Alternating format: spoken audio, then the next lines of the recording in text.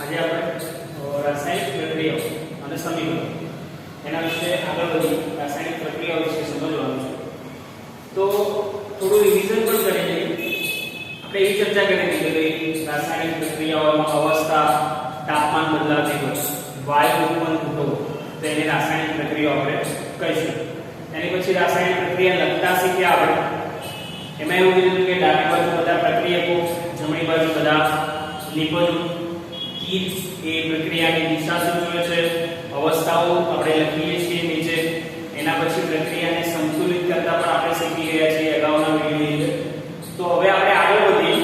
આગળ વાત છે રાસાયણિક પ્રક્રિયાઓના કેટલાક ઉદાહરણ છે. કેટલાક રાસાયણિક પ્રક્રિયાઓ વિશે સમજીએ. પહેલી પ્રક્રિયા છે સંયોગીકરણની પ્રક્રિયા.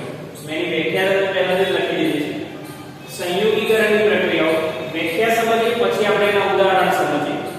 બહુ જ સરળ છે. જે રાસાયણિક પ્રક્રિયામાં બે કે તેથી વધુ પ્રક્રિયકો, એટલે કે જે ડાબી બાજુ આપણે પ્રક્રિયકો લખીએ છીએ એ પ્રક્રિયકો બે અથવા તો બેથી વધારે હોય ત્યારે જો સામે એક જ નિપજ મળે, જો સામે એક જ નિપજ આપે એવી પ્રક્રિયાઓને સંયોગીકરણની પ્રક્રિયા કહેવાય. સંયોગીકરણનો મતલબ થાય છે ભેગું કરો. બે તો બેથી વધારે પ્રક્રિયકો ભેગા મળે છે, ભેગા મળી અને સામે એક જ નિપજ આપે છે તો એને આપણે સંયોગીકરણની પ્રક્રિયા કહીશું. ચલો આના ઉપર કેટલાક ઉદાહરણ લઈએ તો તમને વધુ સમજ પડશે. તો ઉદાહરણ લઈએ આપણે. એમાં પહેલું ઉદાહરણ જે આપણે પાઠ ચાલુ કર્યો ત્યાંથી થોડું પણ કરીએ. કયું? મેગ્નેશિયમની પટ્ટીઓ.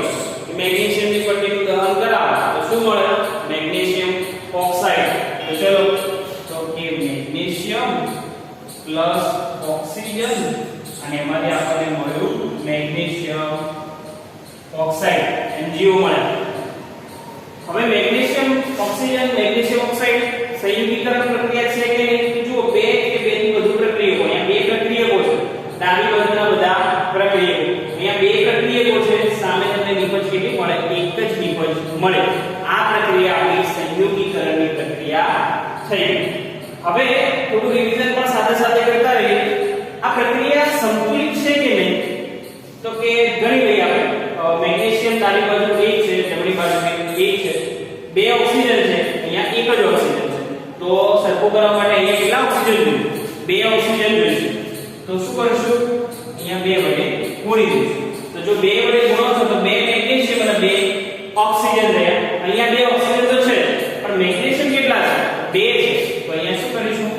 2 મેગ્નેશિયમ લખી દઈશું. અહીંયા 2 કરી છે તો 2 મેગ્નેશિયમ થઈ ગયું. બીજું આપણે ચર્ચા કરી કે અહીંયા અવસ્થાઓ લખાય છે તો એ અવસ્થાઓ પણ લખી દઈએ. પ્રક્રિયામાં મેગ્નેશિયમ શું છે? ધાતુ છે, ધાતુ પદાર્થ. મેગ્નેશિયમની પટ્ટી હતી એ કેવા સ્વરૂપે હતી? ઘન સ્વરૂપે, એટલે કે સોલિડ સ્વરૂપે. ઓક્સિજન શું છે? વાયુ. વાયુ કેવા સ્વરૂપે? એટલે કે ગેસ. અને મેગ્નેશિયમ ઓક્સાઇડ એટલે એની રાખ સોલિડ સ્વરૂપે આપણને મળી. આ એક ઉદાહરણ. ચલો બીજું ઉદાહરણ લઈએ. પાણીનું ઉદાહરણ આપણે લઈ લીધું છે. તો પાણી કેવી રીતે બને છે? તો કે હાઇડ્રોજન અને ઓક્સિજન જોડાય ત્યારે આપણને પાણી એટલે H2O મળે છે. બરોબર? અહીંયા પણ એ બે પ્રક્રિયકો છે. નિપજો કેટલી છે? એક. જમણી બાજુ નિપજ, ડાબી બાજુ પ્રક્રિયક. તો બે પ્રક્રિયકો છે અને નિપજ એક જ મળે છે. એટલે આ પ્રક્રિયા સંયોગીકરણની પ્રક્રિયા છે. સંયોગીકરણ તો થઈ ગયું. ચલો એને પ્રક્રિયાને સંતુલિત પરિસ્થિતિમાં લાવીએ. બે હાઇડ્રોજન છે, અહીંયા પણ બે હાઇડ્રોજન છે. બે ઓક્સિજન છે, અહીંયા ઓક્સિજન કેટલા? 1. તો કેટલા લાવવા પડશે? 2. 2 વડે ગુણી દઈએ. ચલો બે ઓક્સિજન થઈ ગયા, બે ઓક્સિજન થઈ ગયા. શું ફેરફાર થયો? 2 નું 4 હાઇડ્રોજન છે. અહીંયા કેટલા હાઇડ્રોજન? 2. તો આપણે શું કરવું પડશે? 2 વડે ગુણી દો એટલે 4 હાઇડ્રોજન થઈ ગયા. પ્રક્રિયા સંતુલન પરિસ્થિતિમાં થઈ ગઈ. નેક્સ્ટ શું કરીશું? અવસ્થાઓ લખીએ. હાઇડ્રોજન અને ઓક્સિજન આ બે શું છે? તો કે સર વાયુ છે. વાયુ હોય તો આપણે ગેસ લખી દઈએ.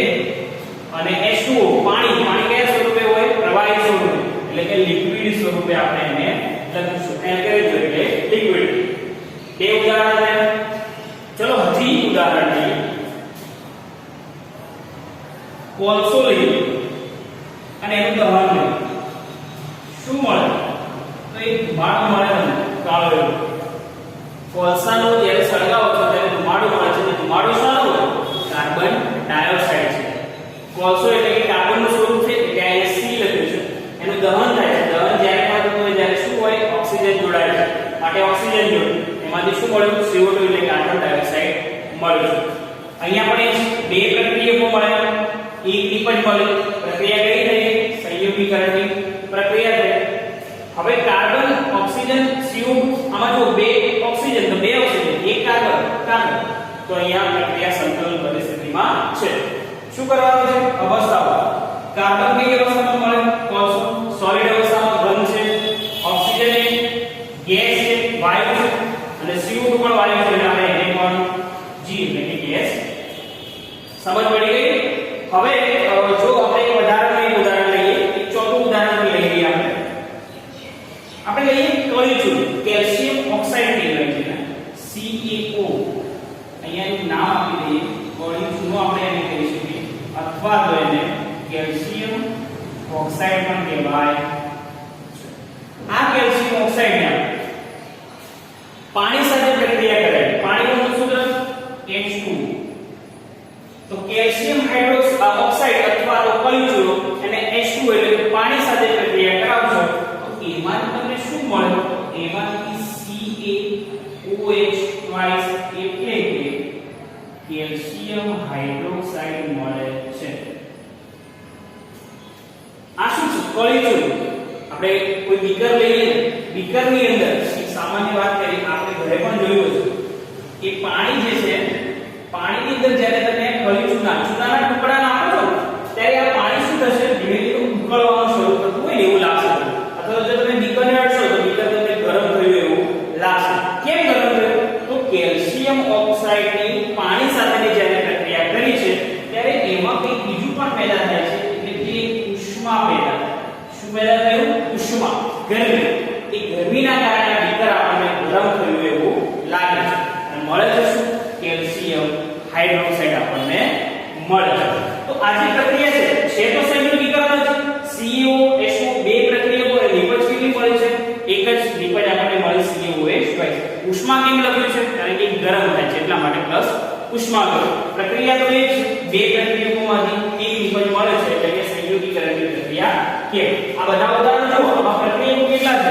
1 2 બે પ્રક્રિયા આમાં બે છે આમાં પણ બે છે એટલે કે બે અથવા બે થી વધુ પ્રક્રિયાઓ જોડાય. નિપજો કેટલી મળે છે? બધામાં એક જ નિપજ મળે છે એટલે કે જો નિપજ એક જ મળતી હોય પ્રક્રિયા કેવી બનશે? સંયુગીકરણની પ્રક્રિયા કહેવાય છે. તો અહીંયા આપણે પ્રક્રિયા સંયુગીકરણના કેટલાક ઉદાહરણ જોઈએ. હવે જોઈએ CaOH2COH ટ્વાઇસ એટલે કે કેલ્શિયમ ઓક્સાઇડમાંથી પાણીની પ્રક્રિયા કરો એટલે કે તમને કેલ્શિયમ હાઇડ્રોક્સાઇડ મળે છે સાથે ઉષ્મા પેદા થાય છે, ગરમી લાગે. આજે ઉષ્મા પેદા થાય છે ઘણી એવી પ્રક્રિયાઓ છે કે જ્યારે તમે રાસાયણિક પ્રક્રિયા કરતા હો ત્યારે એ ગરમ થાય છે. એ જે પ્રક્રિયા છે એ ઉષ્મા પેદા કરે છે. તો આવી ઘણી બધી રાસાયણિક પ્રક્રિયાઓ જે છે કે જેમાંથી ઉષ્મા પેદા થાય છે, ઉષ્મા મળે છે, ગરમ થાય છે એને ઉષ્માક્ષેપક પ્રક્રિયાઓ કહેવાય છે. તો એના કેટલાક ઉદાહરણો આપણે સમજીએ. જોઈએ ઉષ્માક્ષેપક પ્રક્રિયાઓ. આપણે એક પ્રક્રિયા ભણ્યા કેલ્શિયમ ઓક્સાઇડ વાળી, એમાં ઉષ્મા પેદા થતી હતી તો આપણે કીધું કે જેમાં ઉષ્મા પેદા થાય છે એને આપણે ઉષ્માક્ષેપક પ્રક્રિયાઓ કહીએ. એ પ્રમાણે જેમાં નિપજોના નિર્માણની સમય એટલે જ્યારે નિપજો પેદા થાય છે એ સમય દરમિયાન જો ઉષ્મા મુક્ત થતી હોય કે પ્રક્રિયામાં ઉષ્મા પેદા થાય છે, ગરમ થાય છે તો એને ઉષ્માક્ષેપક પ્રક્રિયાઓ કહીએ છીએ. એના કેટલાક ઉદાહરણો અહીંયા લખ્યા છે. કુદરતી વાયુનું સળગવું, શ્વસન, વનસ્પતિનું વિઘટન થઈ ખાતર બનવું. તો કોઈ કહે છે કે કુદરતી વાયુનું સળગવું એ તો ચલો કે વાયુ સળગશે એટલે ઉષ્મા પેદા થશે એ ઉષ્માક્ષેપક છે. ઘણાને પ્રશ્ન થાય કે શ્વસન કેવી રીતે ઉષ્માક્ષેપક પ્રક્રિયા છે? એમાં કે ગરમી પેદા થાય છે. હા તો જો શ્વસન શું છે? તો આપણે જે શ્વાસોશ્વાસ કરીએ છીએ જ્યારે આપણે શ્વસન કરીએ છીએ ઓક્સિજન અંદર જોડાય છે. જ્યારે આપણે ઓક્સિજન લઈએ છીએ ત્યારે આપણા શરીરની અંદર જે ખોરાક છે એની સાથે પ્રક્રિયા થઈને આપણી શરીરની અંદર શું મુક્ત થાય છે? ઉષ્મા મુક્ત થાય છે, ઊર્જા મુક્ત થાય છે. એ ઊર્જા એ આપણી ઉષ્મા અને એનાથી આપણે રોજબરોજના કાર્ય કરી શકવામાં સક્ષમ બનીએ છીએ. એટલા માટે શ્વસન પણ એક પ્રકારની ઉષ્માક્ષેપક પ્રક્રિયા છે. ત્રીજી છે વનસ્પતિનું વિઘટન થઈને ખાતર બનવું. આ સેન્દ્રિય ખાતર બનાવવાની પ્રવૃત્તિઓ તો મેં પહેલા પ્રાઇમરીની અંદર ભણી ચૂક્યા હશે. વનસ્પતિનું વિઘટન થઈને ખાતર બનવું એટલે કે જ્યારે વનસ્પતિના સૂકા પાંદડા એ જ્યારે જમીન પર ખરી પડે ત્યારે જમીનની અંદર દટાય અને શું થાય છે એની અંદર દટાવાથી જે પ્રક્રિયા બને છે ઉષ્મા પેદા થાય છે એમાંથી ગરમીના પ્રમાણ ઉષ્મા પેદા થવાની સાથે એનું ખાતરમાં રૂપાંતર થાય છે એટલે કે જો અહીંયા શું છે તો જે બી પ્રક્રિયાઓ થતી હોય જે પણ પ્રક્રિયા થતી હોય એમાં જ્યારે ઉષ્મા પેદા થાય એટલે ગરમી મુક્ત થતી હોય એને આપણે ઉષ્માક્ષેપક પ્રક્રિયાઓ કહીએ છીએ તો અહીંયા સંયોગીકરણની પ્રક્રિયા આપણે પૂરી કરીએ છીએ એની સાથે સાથે આપણે એક ઉષ્માક્ષેપકનો ટોપિક પણ લઈ લીધો છે નેક્સ્ટ આપણે વિઘટન પ્રક્રિયાઓનો અભ્યાસ કરીશું આપણે બીજી પ્રક્રિયા વિઘટન પ્રક્રિયા વિશેનો અભ્યાસ કરીએ તો વિઘટન પ્રક્રિયાની વ્યાખ્યા જોઈ લઈએ પહેલા જે રાસાયણિક પ્રક્રિયામાં એક જ પ્રકારના પ્રક્રિયકને ગરમ કરતા એકથી વધુ નિપજો મળતી હોય એને વિઘટન પ્રક્રિયા કહેવાય અહીંયા શું છે વિઘટન છે પેલું શું હતું સંયોગીકરણ એટલે ભેગું થવું એમાં બે પ્રક્રિયાઓ ભેગા મળીને એક નિપજ આવે અહીંયા શું છે વિઘટન એટલે કે છૂટા પડવા જુદું પડે છે તો અહીંયા એક જ પ્રક્રિયકમાંથી એને છૂટું પાડવાનું છે છૂટું કેવી રીતે પાડી શકાય ઉષ્મા આપી એટલે કે એને ગરમી આપીને ગરમ કરી તો એ પ્રક્રિયકને આપણે ગરમ કરવાનો છે તે ગરમ કરતાની સાથે એ વિભાજિત થશે એટલે કે વિઘટન થશે એટલા માટે એ પ્રક્રિયાઓને વિઘટન પ્રક્રિયાઓ કહેવાય છે એટલે કે એક જ પ્રક્રિયકમાંથી વધુ નિપજો મળતી એને આપણે વિઘટન પ્રક્રિયામાં સમાવેશ કરીશું તો ચલો વિઘટન પ્રક્રિયાના ઉદાહરણ જોઈએ તો એક સામાન્ય ઉદાહરણ લઈએ આપણે કેલ્શિયમ કાર્બોનેટ એટલે કે CaCO3 અહીંયા CO3 લાગે છે એટલે કાર્બોનેટ સમજી લેવાનું ચલો આ શું છે આપણું તો કે કેલ્શિયમ કાર્બોનેટ આ કેલ્શિયમ કાર્બોનેટ એટલે કે પ્રક્રિયક છે આ એક જ પ્રકારના પ્રક્રિયક એટલે આપણે એક જ પ્રક્રિયક લઈએ ચલો એક જ પ્રક્રિયક લીધો શું કરવાનું છે ગરમ કરતા ચલો આપણે એને ગરમ કરીએ અહીંયા લખી શકીએ તમે ઉષ્મા ઉષ્મા એટલે આપણે ઉષ્મા આપીએ છીએ ગરમી એને આપીએ છીએ ગરમ કરીએ છીએ એટલે ગરમ કરવાથી શું થશે એનું વિભાજન થશે એનું વિઘટન થશે શેમાં વિઘટન થશે તો એમાંથી તમને CaO એટલે કે કેલ્શિયમ ઓક્સાઇડ મળશે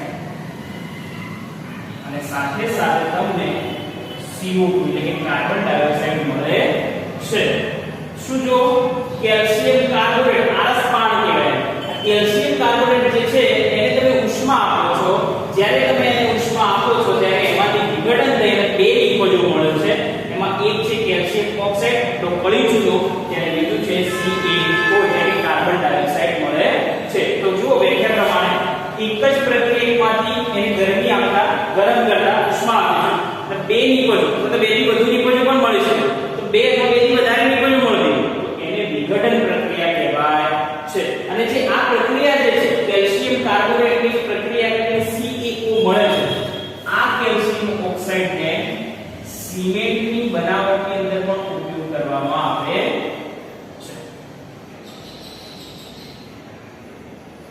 સિમેન્ટની બનાવટમાં પણ આ કેલ્શિયમ ઓક્સાઇડનો ઉપયોગ થાય છે તો આ આપણું એક ઉદાહરણ ચલો બીજું એક ઉદાહરણ પણ લઈ લઈએ ફેરસ સલ્ફેટ લઈએ FeSO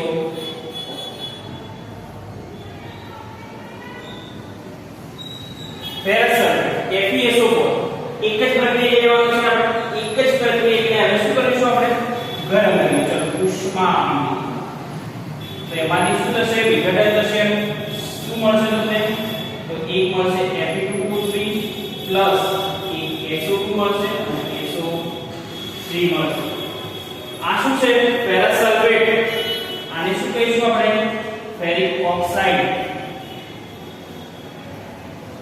આ સલ્ફર ડાયોક્સાઇડ અને આ સલ્ફર ટ્રાયોક્સાઇડ જો આમાં પણ શું થયું FeSO4 ફેરસ સલ્ફેટ એને તમે ઉષ્મા આપશો તો એમાંથી તમને ત્રણ નિપજો મળી એટલે કે ferric oxide SO2 sulphur dioxide અને SO3 સલ્ફર ટ્રાયોક્સાઇડ તમને મળે છે અહીંયા ત્રણ નિપજો મળે છે નિપજો ગમે તે હશે પ્રક્રિયક એક જ હશે એક જ પ્રક્રિયકમાંથી સીધી સરળ વ્યાખ્યા આપી તો કે એક જ પ્રક્રિયકમાંથી બે અથવા વધુ નિપજો મળતી હોય તો એને આપણે વિઘટન પ્રક્રિયા કહીએ છીએ આ પ્રક્રિયા જો હવે આપણે સંતુલન કરી દઈએ ચલો CaCO3 માં જો Ca કેલ્શિયમ કેટલા છે 1 અહીંયા 1 પછી કાર્બન 1 છે અહીંયા તો અહીંયા પણ કાર્બન 1 છે ઓક્સિજન 1 અને 2 3 થઈ ગયા તો અહીંયા પણ ઓક્સિજન 3 થઈ ગયા તો બંને બાજુ પ્રક્રિયા સંતુલન પરિસ્થિતિમાં છે હવે અવસ્થાઓ લખો તો કેલ્શિયમ કાર્બોનેટ આરસ પાણીના ટુકડા જે કહીએ એટલે કે સોલિડ છે, ઘન પદાર્થ છે. કેલ્શિયમ ઓક્સાઇડ એ પણ શું છે? ઘન પદાર્થ છે. એટલા માટે આપણે એને S લખીશું અને કાર્બન ડાયોક્સાઇડ શું દર્શાવે છે? વાયુ એટલે કે એ ગેસ. ચલો નીચે આવી જઈએ. નીચે જોઈ લો પહેલા Fe કેટલા છે? 2 છે. અહીંયા કેટલા છે? 1 જ છે. તો પહેલું તો Fe સરખું કરી દઈએ. તો Fe માટે હું શું કરીશ? અહીંયા 2 લગાવીએ. એટલે 2 Fe થઈ ગયા. સલ્ફર જો તો કેટલા સલ્ફર થાય? અહીંયા સલ્ફર 2 સલ્ફર થાય. અહીંયા કેટલા છે? 1 2. ચલો 2 સલ્ફર 1. ઓક્સિજન કેટલા છે? 4 અને આ 4 દુ 8 ઓક્સિજન. તો પેલી બાજુ 8 આવવા જોઈએ. તો 3 3 ને 2 5 5 ને 3 8. તો 8 ઓક્સિજન પણ થઈ ગયા. એટલે કે બધી બાજુ આની પ્રક્રિયા સંતુલનમાં છે. અવસ્થાઓ લખીએ તો FeSO4 ફેરસ સલ્ફેટ ઘન સ્વરૂપે મળશે, સોલિડ છે. આ Fe2O3 પણ ઘન સ્વરૂપે સોલિડ છે. SO2 અને SO3 સલ્ફર ડાયોક્સાઇડ અને ડાયોક્સાઇડ અને વાયુ સ્વરૂપે મળે છે. એટલે એ શું છે? આપણા ગેસ આપણે G તરીકે એને સૂચવીશું. હવે જો આ પ્રક્રિયાની અંદર આપણે આગળ અગાઉની અંદર વાત કરી જેમાં ઉષ્મા મુક્ત થતી હતી એને ઉષ્માક્ષેપક કહેવાય. અહીંયા ઉષ્મા મુક્ત નથી થતી, અહીંયા ઉષ્મા શોષાય છે અથવા તો ઉષ્માના લીધે વિઘટન થાય છે. એટલા માટે આને ઉષ્મીય વિઘટન પણ કહેવાય છે. આ પ્રક્રિયાઓને ઉષ્મીય વિઘટન પ્રક્રિયાઓ પણ કહેવાય છે જેમાં ઉષ્મા આપવાથી એનું વિઘટન થાય છે. માટે ઉષ્મીય વિઘટન પણ કહી શકાય છે. બીજું કે આ પ્રક્રિયાઓની અંદર ઉષ્માનું શોષણ થાય છે, ઉષ્માનું ગ્રહણ કરે છે અને ઉષ્મા પોતાની અંદર સમાય અને પછી એનું વિઘટન કરે છે. એટલા માટે એને ઉષ્મા શોષક પ્રક્રિયાઓ પણ કહેવાય છે. તો આજે આપણે આ વિડિયોની અંદર બે પ્રક્રિયાઓ વિશે અભ્યાસ કર્યો. સૌથી પહેલી સંયુગીકરણની પ્રક્રિયા, બીજી વાત કરી વિઘટન પ્રક્રિયા, બીજું ઉષ્માક્ષેપક પ્રક્રિયા, ઉષ્મા શોષક પ્રક્રિયા અને ઉષ્મીય વિઘટન. આ રાસાયણિક સૂત્રો જે છે એ તમને આવડવા જોઈએ તો સરળતાથી બધા જ રાસાયણિક સમીકરણો આવડી જશે. પ્રેક્ટિસ કરજો ઘરે તો ઝડપથી સમજ પડશે. અને કમેન્ટની અંદર લખો કોઈ પ્રશ્ન હોય તો કમેન્ટ કરો. આજનો વિડિયો આજે